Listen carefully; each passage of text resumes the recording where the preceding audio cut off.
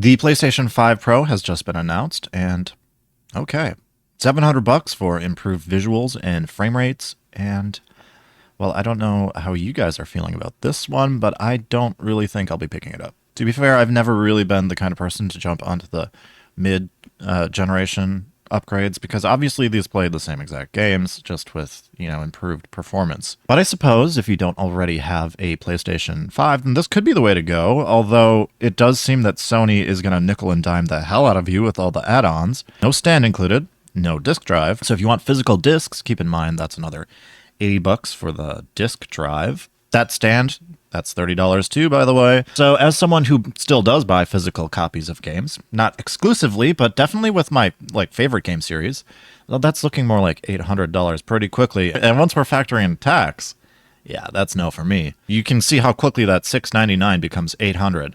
And man, that has really got me wondering, what is the price of the PS6 gonna look like? But as far as the upgrades over the base PS5 do go, let's go over that real quick. So the PS5 Pro is going to have an upgraded GPU, boasting improved rendering speeds by roughly 45%. Sounds pretty good. So you'll likely be seeing much smoother gameplay, as it's no secret now that some of these PlayStation 5 games, they do struggle with the frame rate in graphics mode, and the goal here is to have, I guess, performance mode look more like the old graphics mode.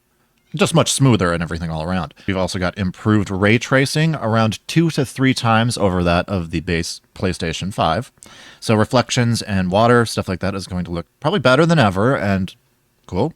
Then their last big upgrade is this PlayStation Spectral Super Resolution, which is basically like, I guess, Sony's version of AI upscaling. And, well, if you don't know about how that works, it's just through, machine learning. AI upscaling technology is really, really impressive stuff in general. It's one of the few AI technologies that aren't super harmful. Definitely good stuff there. While certainly you're going to be getting a way smoother and cleaner gaming experience, do these improvements justify such a hefty price tag? Well, maybe if you're one of those people that needs to upgrade an iPhone every year, or the kind of person that, does make frivolous, expensive tech purchases, sure. I mean, I'm not here to tell you how to spend your money, but for that price, I personally cannot justify it. Hell no. I don't care that much about FPS, and to be honest, half of the time I'm live streaming at 1080p anyway, and then probably another quarter of that time I'm playing, laying in bed on my PS Portal. So really only about a quarter of my gaming time is spent just sitting in front of the TV, where I can even appreciate 4K and all that stuff anyway. And that's just my personal situation. But, everybody might have a different setup. But I would say, though, is if you're a PC gamer already, you could definitely do a lot more with $700 or $800. I mean, even if you're just starting from scratch, you could probably build something somewhat decent. I mean, really probably more like around, I probably want to, maybe around 900, but it's probably around the same price range as the PlayStation here.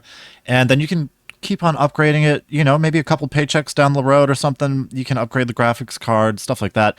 And that's why people really do get into PC gaming so much. And then the other thing is, with that looming Switch 2 around the corner, that will likely cost probably half of what this PlayStation 5 Pro is going to be.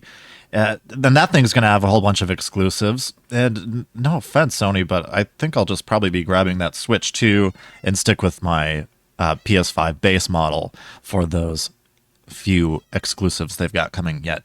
And maybe, and this is a big maybe though, maybe if this would have come out before I had already spent hundreds of hours in FF7 Rebirth and Final Fantasy 16, maybe then I could have had more interest in this thing, but honestly, not even then. I think I'd probably just have gone with the standard disc model, because once you factor in picking up a couple games, then this is already looking like $1,000 purchase, So now I don't know if I have any hardcore PlayStation fans that watch this channel, and but if you are out there and you're watching and you're like, no man, I gotta have this thing, then I'm saying, that's fine.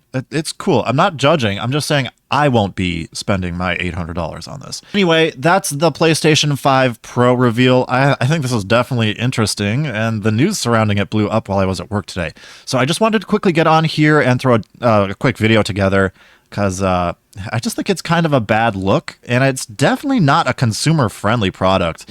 But with all those extra charges for add-ons, and I'm not gonna lie, kind of had to jump on this too while it was still relevant. So anyway, I will see you guys in the next one. Don't forget to hit like, subscribe.